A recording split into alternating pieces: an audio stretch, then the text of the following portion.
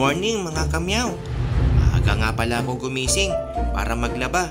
Wala kasi si Mrs. Kaya ako munang tigasin ngayon. Tagalaba. Pinaikot ko na nga ang washing machine kasabay ng mga damit na lalaban ko at nilagyan ko na rin ng sabon. Maalala nga pala mga kamyaw, hindi ako endorser ng Pride ha.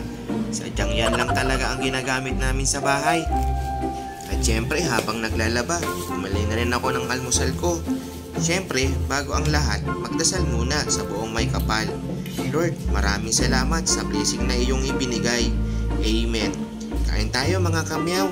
At habang kumakain nga ako, naisipan kong ilabas ang aking motor para linisin. Kasi pag nakita ni Mrs., mukhang kaanan naman ako nun. Kaya dahan-dahan ko nang inilabas para linisin. Ang hirap talaga maging sundalo ano? Malayo ka na nga sa pamilya.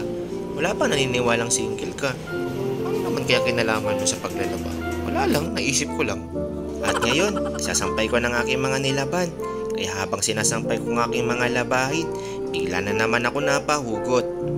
Kapag nagmahal ka ng sundalo, dapat tanggap mo din na pwede siyang mawala sa buhay mo.